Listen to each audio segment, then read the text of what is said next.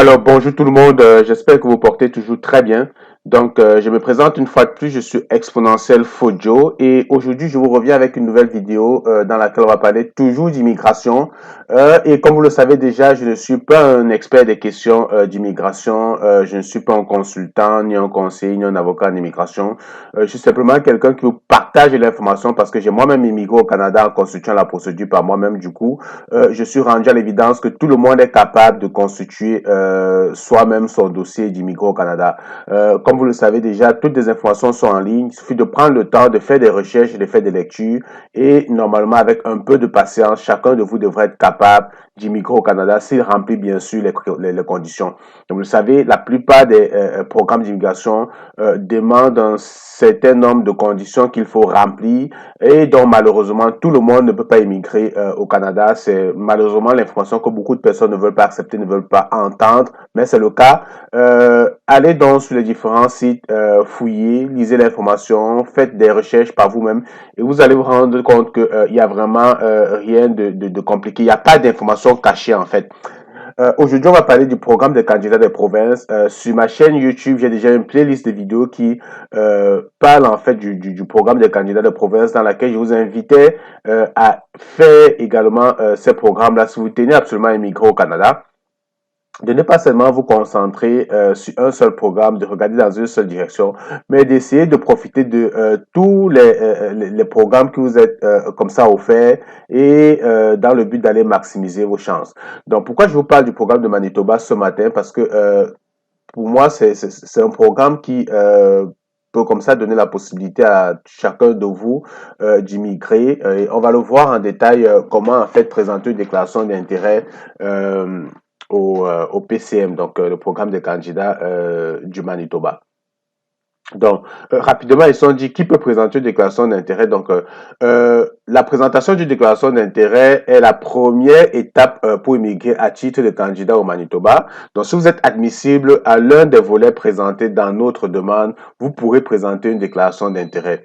Donc, que devez-vous inclure? Les candidats admissibles doivent répondre à une série de questions en ligne. Ils n'ont pas besoin de transmettre de documents à l'appui avant d'inscrire leur profil dans le bassin des déclarations d'intérêt. Donc, ce qu'on veut simplement dire que pour faire une déclaration d'intérêt, vous aurez un formulaire en ligne. C'est vraiment juste de répondre aux questions. Tout ce qu'on vous demande comme information, renseignez-le. Ceux qui ont déjà suivi mes vidéos sur comment faire une déclaration d'intérêt dans la province du Québec, par exemple, c'est juste un formulaire. Vous répondez aux questions et puis ça devrait être vraiment simple. Donc, ce qu'on vous dit, si vous n'avez pas besoin de fournir les documents, lorsque vous allez soumettre vos déclarations d'intérêt, si vous êtes sélectionné, si vous remplissez les conditions d'admissibilité, vous devez recevoir une lettre d'invitation, ok? Et c'est à partir de ce moment que vous allez donc apporter les éléments, bien les justifications de tout ce que vous avez déclaré dans le bassin, quoi. Donc, pour un début, pas besoin de fournir les documents, juste remplir et renseigner les informations justes. Je précise bien les informations justes parce que faites attention. Donc, votre profil sera donc placé dans un bassin contenant des profils des autres candidats admissibles et un pointage vous sera attribué selon les réponses fournies. Nous allons ensuite vous classer en fonction de plusieurs critères. Si vous faites partie des candidats ayant obtenu le plus de points, vous serez invité à présenter une demande au PCM. Il n'y a aucune limite quant au nombre de candidats qui peuvent présenter une déclaration d'intérêt, ni de date limite. Les renseignements que vous nous fournissez servent à déterminer si vous remplissez les conditions requises pour immigrer dans le cadre du PCM. Avant de commencer, familiarisez-vous avec les critères d'admissibilité du PCM, ce qu'on va voir par la suite. Donc, vous aurez peut-être à passer un examen de compétences linguistiques ou répondre à d'autres exigences avant de présenter une déclaration d'intérêt. Vous pourrez mettre à jour les renseignements fournis dans votre déclaration d'intérêt après l'avoir présentée en vous connectant à votre compte. Donc, une fois que vous aurez créé votre déclaration d'intérêt, à tout moment, vous pouvez revenir faire des changements. J'ai peut-être fait une déclaration d'intérêt aujourd'hui avec ma licence, puis je suis encore aux études. Dès que j'obtiens par exemple mon master ou ma maîtrise, je peux venir rapidement faire une modification, mettre à jour mon profil parce que le diplôme que je viens d'obtenir va aller me donner plus de points. Comme vous l'avez compris, c'est un système de pointage. Je viens de passer le test de français. je soumets ma déclaration d'intérêt, mais parce que je veux mettre plus de chances de mon côté, je vais aller passer un autre test qui est le test d'anglais. Pendant ce temps, mon dossier est déjà soumis, ma déclaration d'intérêt est déjà soumise, mais à tout moment, comme vous le voyez ici, je peux revenir et mettre à jour mon profil en ajoutant par exemple mon test d'anglais ou en mettant à jour mon test de français parce que le premier test de français que j'ai fait n'avait pas de très bonnes notes. Parce que je veux mettre plus de chances de mon côté, je peux aller recomposer un test de français, question d'améliorer mes points ou mon score et venir donc par la suite mettre à jour mon profil. Donc c'est comme ça que ça fonctionne. Et donc, on dit ici important, une déclaration d'intérêt n'est pas une demande, mais une indication de votre intérêt afin que votre candidature soit étudiée en vue de la présentation éventuelle d'une demande au PCM comme travailleur qualifié. Les candidats doivent répondre à toutes les questions de la déclaration d'intérêt de manière la plus détaillée et précise.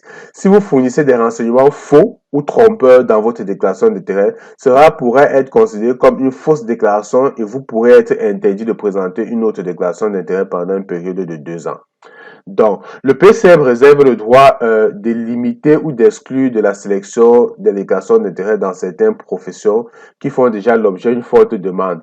Ok, donc vous comprenez, c'est toujours une question d'immigration choisie. La plupart des provinces veulent des gens qui vont venir occuper une certaine catégorie d'emploi au Canada. Donc voilà pourquoi malheureusement tout le monde ne peut pas immigrer, ok? Peut-être aujourd'hui, on veut plus d'infirmiers, d'informaticiens, d'enseignants dans la plupart des programmes. Peut-être vous êtes comptable. Donc il y a de fortes chances que vous entrez dans le bassin, mais que vous attendiez longtemps parce que la plupart des provinces actuellement ne cherchent pas ce genre de profil. Est-ce que ça veut dire que vous n'avez pas de chance d'immigrer? Personne ne peut répondre à cette question parce que, comme vous l'avez compris, les besoins en main-d'œuvre varient constamment. Ok? Peut-être que le besoin n'est pas présent, mais que dans 6 mois, on aura besoin de vous, on aura besoin de votre profil. Vous comprenez, tant que vous remplissez les conditions, essayez simplement d'entrer dans le bassin. Voilà pourquoi des fois je me dis, ceux qui se concentrent sur un seul programme, c'est à tort parce que j'ai beaucoup de personnes qui me disent immigrer au Québec, c'est très long, c'est très lent, ça prend trop de temps. Mais pendant qu'ils disent que c'est très long, ils sont dans le profil entrée express du fédéral depuis 2 ans et ils n'ont pas bougé. OK? Par contre, il y a des gens qui sont actuellement dans Arima qui ont leur procédure qui avance et qui dans un an, au bout d'un an, sont au Canada. Donc, essayez vraiment d'analyser tout ça et regarder le juste milieu, ce qui marche pour vous et simplement foncer. Donc, comment le bassin fonctionne, ok? Si votre déclaration d'intérêt est acceptée, votre candidature sera placée dans un bassin de déclaration d'intérêt admissible. Votre profil sera valide pendant un an à partir de la date à laquelle vous l'avez entré. Donc, lorsque vous faites une déclaration d'intérêt, votre profil est valide pendant un an. Donc, au bout d'un an, il faudra, par exemple, penser à soumettre une nouvelle déclaration. Donc, des points pour le classement de vos déclarations d'intérêt vous seront accordés en fonction des renseignements que vous aurez fournis. Le PCM sélectionnera régulièrement les candidats ayant obtenu le plus de points et les invitera à présenter une demande détaillée. Donc, ce que j'expliquais, c'est toujours une question de points. Voilà pourquoi vous avez tout faire pour mettre plus de chances de votre côté, aller chercher le maximum de points en recomposant par exemple le test de langue. Vous savez, si vous avez de mauvaises notes, en ajoutant un test d'anglais, vous êtes capable d'aller chercher quelques points en anglais. Je sais pas donc. C'est une question de pointage, donc vous l'avez compris. Le PCM utilise un système électronique pour la présentation de déclarations d'intérêt et des demandes détaillées. Comme toutes nos communications avec vous se feront par courriel, assurez-vous de nous fournir les adresses courriel valides. Si vous êtes invité à présenter une demande, vous pourrez utiliser les renseignements d'ouverture des sessions que vous avez utilisés pour votre déclaration d'intérêt. Donc ça veut dire que plus tard, pour soumettre votre déclaration d'intérêt, vous allez utiliser un courriel, c'est-à-dire que vous allez créer un compte avec un courriel. Et ce qui est conseillé donc ici, c'est que plus tard, si vous êtes invité à présenter donc comment dire, à présenter une demande au PCM, vous pouvez utiliser la même adresse courriel, ok? Donc, c'est ce qui vous est dit, c'est ce qui est indiqué ici. Vous devez vous assurer que les renseignements fournis dans votre déclaration d'intérêt sont toujours véridiques et exacts. Si votre situation change, vous devez mettre à jour votre profil. Si nous constatons que vous avez fourni des renseignements faux ou trompeurs ou que vous avez omis des détails importants, votre demande sera refusée. Vous pourrez être interdit de présenter une demande pendant 2 ans. Alors, comprendre le système de déclaration. Donc, comment tout ça fonctionne. En remplissant une déclaration d'intérêt, vous recevez automatiquement un pointage basé sur un certain nombre de critères. Les candidats inscrits dans le bassin de déclaration d'intérêt ayant obtenu le plus de points seront invités régulièrement à présenter une demande détaillée du PCM. Le système de pointage est utilisé pour évaluer et noter votre profil afin de détailler votre classement dans le bassin d'intérêt. Alors, vous serez évalué selon certains critères. Donc, voilà les critères sur lesquels vous serez évalué. Votre compétence linguistique, vos études, l'expérience professionnelle, la capacité d'adaptation et d'autres facteurs. Donc, premier critère, c'est la maîtrise de la langue. Donc, vous pouvez le voir ici, vous devez passer un test de langue, OK? Euh, vous devez passer un test de langue. Vous avez une langue principale, donc ce qu'on appelle première langue, et vous avez une langue seconde. Si vous êtes anglophone, votre première langue peut être l'anglais et votre seconde langue peut être le français. Si vous êtes francophone, vice-versa. OK?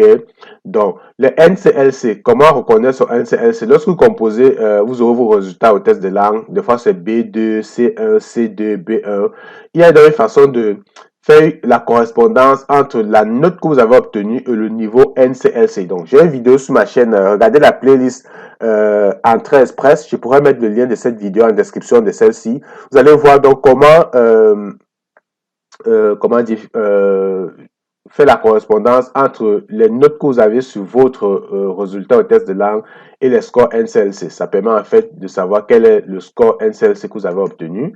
Et vous voyez qu'en fonction de NCLC, vous avez un certain nombre de points. Donc, le NCLC de 8 et plus, vous avez 25 points. NCLC de 7, vous avez 22 points. NCLC de 6, vous avez 20 points. NCLC de 5, vous avez 17 points. NCLC de 4, vous avez 12 points.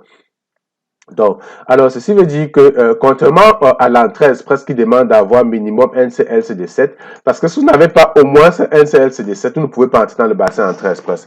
Donc, ceux qui ont peut-être passé un test de langue et qui n'est pas admissible à l'entrée express, vous pouvez donc utiliser ce test de langue-là pour, par exemple, venir soumettre une déclaration d'intérêt au Manitoba. Parce que ce test de langue, ça peut, je veux dire, avec ça peut être utile dans d'autres programmes. Le temps pour vous d'aller repasser un test de langue pour améliorer votre score et entrer dans l'entrée express, vous pouvez donc utiliser déjà ce que vous avez sous la main pour participer à d'autres programmes. OK? Parce que vous ayez un 4 ou un 5 ou un 6, vous êtes admissible. OK? Vous aurez juste les points bas, mais des fois, vous pouvez avoir 12 points ici et par rapport aux critères, d'autres critères qu'on va voir par exemple ici, critères d'âge, avoir le maximum de points, ok? Si vous situez entre 21 et 45 ans, vous avez le maximum de points qui est de 75 points. Donc, à partir de 46 ans, vous commencez à perdre le point. Jusqu'à 49 ans, vous voyez, à 49 ans, vous avez déjà 0 point au système de pointage. OK? Donc, comme vous savez, c'est un système de pointage. À la fin, c'est l'addition de tous ces points qui va permettre de vous extraire du bassin ou pas. OK? Vous comprenez que dans un profil, quelqu'un qui a déjà 50 ans, 49 ans, vous partez déjà un peu comme défavorisé parce que vous perdez déjà beaucoup de points. Déjà à l'âge, vous avez déjà 0 point comparé à ceux qui sont entre 21 et 45 qui ont 75 points qui n'est pas négligeable. OK? À partir de 46 ans, vous voyez, vous avez déjà perdu presque 35 points. Vous voyez, c'est énorme. Donc, voilà donc les critères. Puis, il y a l'expérience professionnelle. Moins d'un an, c'est 0 points. Si vous avez au moins une année d'expérience de professionnel, c'est 40 points. Si vous avez 2 ans, c'est 50 points. Si vous avez 4 ans et plus, c'est 75 points, ainsi de suite. Critères des études, pareil. Plus vous avez étudié, plus vous avez de points. Ceux qui ont une maîtrise ou un doctorat ont 125 points. Deux programmes d'études postsecondaires d'au moins 2 ans chacun, vous avez 115 points, ainsi de suite, ainsi de suite. Voilà comment le système va classer vos points. Ça, automatiquement, quand vous allez remplir le formulaire, ok, on va vous demander votre âge, votre niveau d'études, résultat au test de langue. C'est en fonction des informations que vous allez fournir que le système va vous allouer les points, ok. Et sur la base de votre pointage, vous allez peut-être être extrait, ok. Capacité d'adaptation. Si vous avez un proche parent au Manitoba, vous avez déjà étudié au Manitoba, vous avez une expérience de travail au Manitoba, vous avez un ami proche ou un parent proche au Manitoba, ça vous donne des points. OK? Si vous avez un emploi continu au Manitoba pendant au moins 6 mois à la suite d'une offre d'emploi à long terme, ça vous donne des points. Si vous avez une invitation à présenter une demande à vertu d'une initiative de recrutement stratégique, ça vous donne également des points. Donc, si votre lieu d'immigration au Manitoba est à l'extérieur de Winnipeg, ça vous donne également 50 points. C'est-à-dire que si vous choisissez d'immigrer à l'extérieur de Winnipeg, ça peut vous donner 50 points, ok? Donc, c'est des stratégies de développement régional pour pousser des gens à aller dans des endroits vraiment inoccupés dans certaines provinces. Donc, voilà comment ça fonctionne. Vous avez critères d'évaluation des risques. Ici, c'est simplement pour vous parce que la province veut s'assurer que vous avez vraiment l'intention d'immigrer au Manitoba et pas que vous allez venir au Manitoba et chercher plus tard à quitter et aller ailleurs. Voilà pourquoi si on a le sentiment que vous avez déjà vous avez un parent dans une autre province, euh, vous avez 0 point. OK, dans ce critère. Si vous avez une expérience professionnelle dans une autre province, si vous avez déjà travaillé dans une autre province, ça vous fait moins 100 points. Donc, dans tous les scores, vous allez obtenir plus haut. On va vous extraire moins 100 points si vous avez une expérience dans une autre province. Si vous avez étudié dans une autre province, ça vous fait également moins 100 points. Donc, voilà comment ça fonctionne. Et à la suite de tout ça, si vous avez une extraction, vous devez recevoir une lettre d'invitation à présenter une demande. OK. La déclaration d'intérêt ayant obtenu le plus de points selon les systèmes de pointage décrits ci-dessus pour chaque volet du PCM, soit les travailleurs qualifiés du Manitoba et les travailleurs qualifiés à l'étranger, sont extraits du bassin sur une base régulière et les candidats sélectionnés reçoivent une lettre d'invitation à présenter une demande. OK. Le nombre de lettres d'invitation délivrées varie selon la participation et les objets du traitement annuel. OK. Si vous recevez une lettre d'invitation à présenter une demande, vous avez 60 jours pour la remplir et la présenter au PCM. Vous devrez également y joindre les documents venant appuyer les renseignements que vous aviez fournis dans votre déclaration d'intérêt. Si vous fournissez des renseignements faux ou trompeurs dans votre déclaration d'intérêt, cela pourrait considérer comme et vous pourrez vous voir interdit pendant une période de 2 ans. Alors, comme on a dit plus haut, lorsque vous faites une déclaration d'intérêt, vous ne fournissez aucun document. Vous faites juste déclarer des faits, OK? Mais plus tard, si vous recevez une lettre d'invitation, à ce moment-là, vous devez justifier tout ce que vous avez déclaré. Donc, à partir d'ici, c'est important, ne déclarez jamais ce que vous n'êtes pas capable de justifier. Il y a des gens parfois qui ont travaillé dans certaines entreprises. Au moment de déclarer, faire la déclaration d'intérêt, ils vont donc déclarer ces expériences de travail-là. Puis plus tard, lorsqu'ils vont recevoir une demande, une lettre d'invitation, ils vont donc retourner voir ces employeurs-là et ils auront par exemple du mal à obtenir une attestation de travail, à justifier cette expérience de travail parce que cet employeur-là, je sais pas, des fois il y a des conflits et tout ça dans ce sens-là. Et vous vous rendez compte que vous ne seriez pas capable de justifier. Donc, avant de déclarer par exemple chaque expérience de travail, assurez-vous que vous seriez capable de justifier ça avec une lettre ou bien une attestation de travail. Vous savez, le modèle d'attestation de travail, c'est vraiment une attestation de travail qui comprend une description des tâches que vous effectuez, OK, ainsi que les horaires de travail.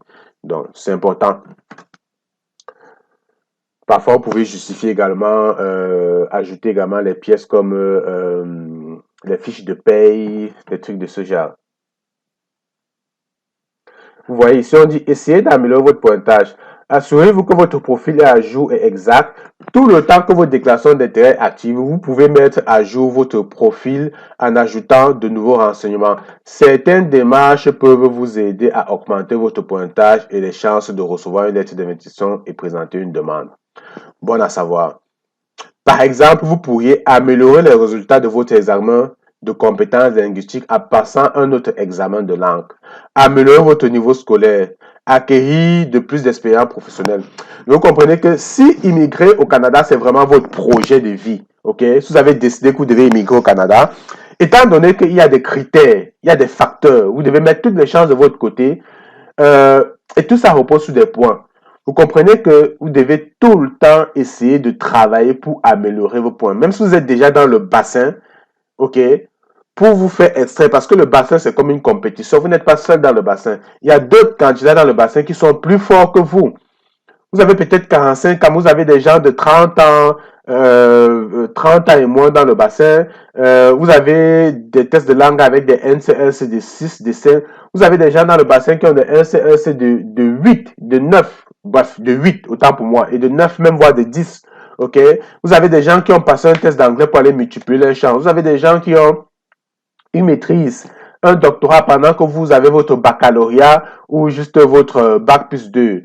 Donc, vous comprenez que devant toutes ces personnes-là, vous avez moins de chances parce que eux, ils viennent vraiment augmenter le seuil dans le bassin. Ils viennent vraiment augmenter les quotas dans le bassin. C'est-à-dire qu'ils viennent élever le niveau d'extraction dans le bassin avec leur fort profil. Donc, si vous voulez avoir des chances, il faut que vous améliorez votre pointage pour être sélectionné. Ça, c'est valable pour tous les programmes d'immigration. Aujourd'hui, un programme que je partage également depuis un certain temps qui bouge beaucoup, c'est ARIMA, les programmes d'immigration du Québec. À l'époque, moi, j'ai faisais l'immigration du Québec, c'était pas aussi compliqué que maintenant. Immigrer au Québec, ça se rapproche de plus en plus des autres programmes d'immigration de l'entrée express et tous les autres programmes d'immigration parce que c'est basé sur les scores. À l'époque, il fallait juste envoyer tes documents là, je suis informaticien, j'ai l'expérience et tout et tout et tout. Puis on t'invitait. Mais maintenant, dans la plupart des programmes, dans Arima aussi, il faut avoir un certain score. Les candidats sont extraits sur la base de leur score. Donc, si vous êtes simplement dans le bassin et que vous avez 400 points, pourtant, tous les mois, on extrait des gens, les gens qu'on extrait, c'est des gens qui ont 600 points et tout, bien 550 points et tout. Vous comprenez que vous pouvez rester dans le bassin 1 an, 2 ans, 3 ans, indéfiniment. Donc, voilà à quoi ça sert. Maintenant, comment créer votre déclaration d'intérêt? C'est vraiment simple. Donc, on va aller au bas de la page. Si vous voyez ici, présenter une demande maintenant. Si vous cliquez dessus, présenter une demande maintenant, on va vous demander ici euh, euh, de vous connecter. OK? Si vous avez déjà un compte, vous pouvez vous connecter. Mais si vous êtes un nouveau utilisateur, vous pouvez dire New User. Vous cliquez sur New User. Et vous allez donc comme ça aller créer, créer votre compte, ok? Donc, vous mettez votre nom, email, mot de passe, vous confirmez votre mot de passe, vous choisissez, c'est ça une question de sécurité dans la liste, vous répondez à la question de sécurité. C'est important de choisir une question de sécurité, de vous souvenir de cette question et de la réponse parce que plus tard, si vous avez des difficultés à réinitialiser votre compte, vous avez oublié le mot de passe, cette question vous sera demandée. Il faut que vous fournissez la réponse que vous aviez renseignée précédemment. OK? Puis, voilà. Donc, moi, je vais tout de suite aller créer mon compte. Donc, comme vous pouvez le voir, aussitôt que vous avez renseigné toutes les informations, OK, c'est ça, le compte a été créé, donc je vais faire retourne ici. Donc, une fois que votre compte a été créé, si on retourne à la page ici, je reclique ici, présenter une demande maintenant. Maintenant que j'ai créé mon compte, je peux donc me loguer. Donc, je vais mettre mon username. Mettez votre username ici. Puis vous mettez votre mot de passe. OK, je fais login. Maintenant, je choisis ici Manitoba Provincial Nominé. Je clique ici. Il me dit Sign in. Je viens de me loguer là.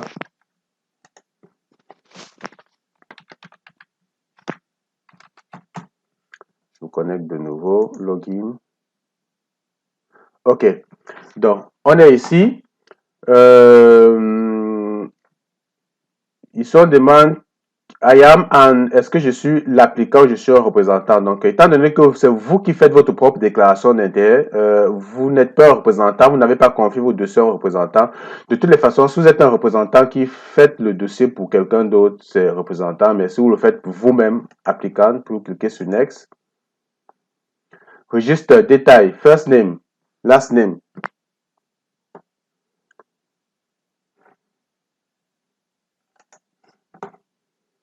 Donc, first name, je mets mon first name.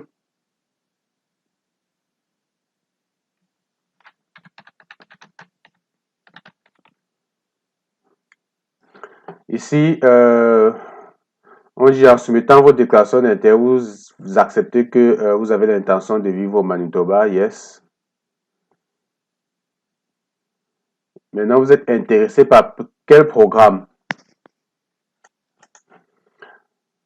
Alors, rendu là, travail, skilled workers, donc travailleurs qualifiés, business, donc nous, on veut être des travailleurs qualifiés, donc on prend ça. Are you married to or in a common law relationship, a Canadian citizen or permanent resident? Married to or in common law relationship with a Canadian? Non. Est-ce que vous êtes marié avec un Canadien résident permanent? Donc, c'est non. Do you or your spouse have a pending immigration application in Canada? Est-ce que vous ou bien votre conjoint a un dossier en attente ou bien en cours d'immigration au Canada? Donc, vous mettez no ici. Vous mettez no parce que vous savez, même si vous avez d'autres déclarations d'intérêt dans d'autres programmes, vous n'êtes pas obligé de dire oui ici. Tant que une province ne vous a pas sélectionné, que vous n'arrivez pas à l'étape fédérale, parce que dans la plupart des dossiers que vous faites, quand vous faites déclaration d'intérêt dans Arima, vous faites des programmes des candidats de l'Ontario, du Nouveau-Brunswick et autres. Tant que vous n'avez pas été sélectionné, si bien que votre dossier est passé à l'étape fédérale, il y a pas de problème, ok? Il n'y a pas encore de problème à ce niveau. Des fois, c'est lorsque votre dossier, vous avez plusieurs dossiers qui se retrouvent à l'étape fédérale où ça peut commencer à poser problème. Donc, moi, je mets no ici. Parce que de toutes les façons, si vous mettez yes ici, comme vous avez vu, ça vous fait perdre pas mal de points. C'est moins 100 pour moins 200 points si vous avez déjà des dossiers à court dans d'autres provinces. Ça donne l'impression que vous n'avez vraiment pas l'intention de vivre au Manitoba. Est-ce que vous avez déjà été refusé par un programme? Donc, c'est no. Donc, votre pays de résidence, vous choisissez dans la liste. Donc, moi, je vais mettre, parce que je suis du Cameroun, on va chercher Cameroun dans la liste.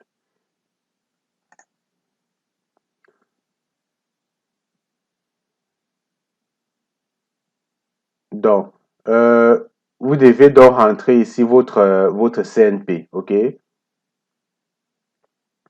Find the no code. Donc, on va aller chercher notre CNP. Je vous ai déjà montré comment est-ce qu'on trouve sa CNP. Donc, moi, je vais aller chercher ma CNP puis je vais la renseigner là. Donc, moi, ma CNP, c'est 4031. Vérifier.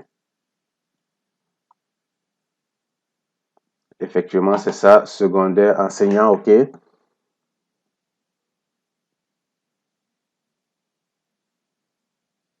Est-ce que vous avez obtenu un test de langue pendant les 2 précédentes années? Donc, yes, français ou anglais. Quel test de langue avez-vous passé? TEF, vous voyez. Malheureusement, ici, donc, ça vous prend absolument d'avoir passé un TEF, un ICE ou bien un c'est le PG. Je connais pas trop ces tests. Non, ça vous prend un TEF ou un ICE. Donc, le test de français TCF Canada, vous voyez, c'est pas reconnu ici. Donc, on va dire TEF. Et vous devez donc renseigner vos résultats au test de langue. Donc, vous renseignez vos résultats au test de langue. OK. OK. Donc, moi, je mets n'importe quoi. Je mets ça. Je mets ça. Je mets ça. Je mets ça. Donc, mettez vos résultats au test de langue TEF ou ICE, c'est l'examen que vous avez fait.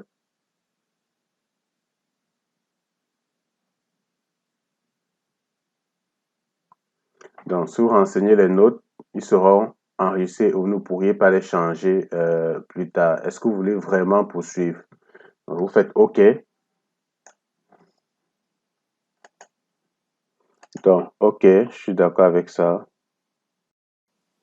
Donc, ici, vous renseignez dans vos informations personnelles. Donc, mettez votre nom, prénom, date de naissance. Euh,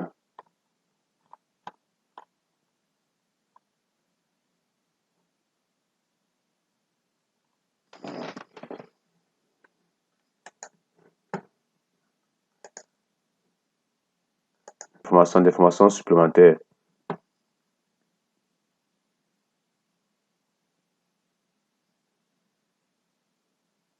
Est-ce que vous avez été refusé pour une immigration? Mettez no. Avez-vous déjà no? Under strategic initiative, no. Est-ce que vous travaillez au Manitoba? No. Est-ce que vous avez un profil entrée express? Donc, si vous avez un profil entrée express, vous mettez yes. Si vous n'avez pas de profil entrée express, vous mettez no. Votre plus haut niveau d'études, master degrees. Mettez votre niveau d'études dans la liste. Le nombre d'années d'expérience, 4 ans. Mettez votre nombre d'années d'expérience. Vous avez 1 an, 2 ans, vous choisissez dans la liste. Est-ce que vous avez de la famille ou bien une relation au Manitoba? Donc, si vous n'avez aucun lien au Manitoba, vous ne cliquez rien de tout ça.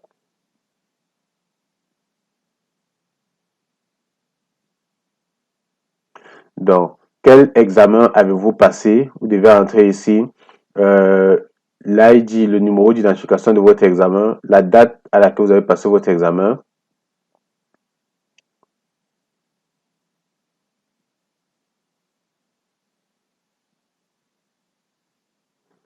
Est-ce que vous avez un test de résultat indiquant you have language proficiency in Canada second official language. Vous avez passé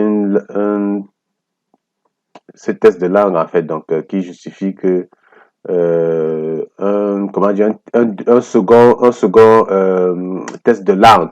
Donc, si vous avez passé le français, est-ce que vous avez également passé le test d'anglais, qui avec un CLC ou un CLB de 5 par exemple, au plus. Donc, vous avez passé un autre test, vous cliquez sur Yes et dans la liste ici, vous choisissez votre destination au Canada. Donc, où est-ce que vous voulez aller? Que vous avez vu, comme on a vu, les gens qui choisissent une destination dans les villes autres que le Winnipeg, ok, donc peuvent avoir un certain nombre de points. Donc, faites des recherches dans ce sens-là si vous voulez vous éloigner un peu au Manitoba pour aller chercher 50 points. Donc, je vais m'arrêter à partir d'ici parce que la suite, c'est vraiment de répondre aux questions, ok, de répondre aux différentes questions qui sont posées ici. Euh, c'est ça. Parce que j'ai pas des informations de test de langue et il y a de fortes chances que je ne puisse pas continuer si je ne remplis pas des champs ici. Donc, c'est juste une vidéo explicative, mais à partir d'ici, vous deviez être capable de soumettre votre profil.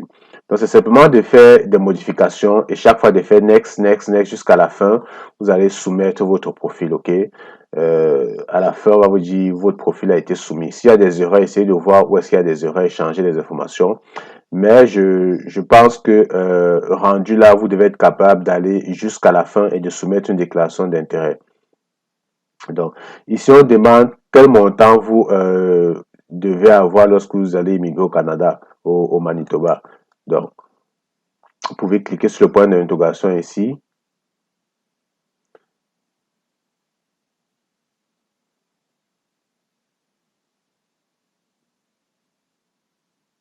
C'est ça.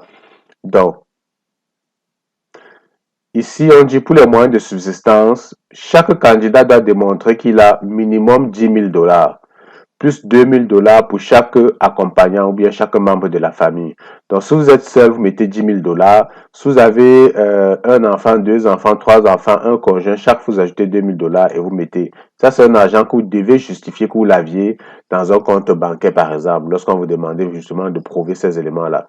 Donc, vous complétez tout ça, vous faites next, vous remplissez, vous répondez aux questions suivantes et vous devez être capable de soumettre votre profil. De toutes les façons, vous savez que je suis toujours là, toujours présent à vous répondre. Lorsque vous avez des questions, je prends toujours le temps de vous répondre. Il y a pas mal de personnes qui m'écrivent autant dans le groupe Facebook, en commentaire dans mes vidéos, des gens qui m'écrivent directement à l'adresse email tuto immigration Canada.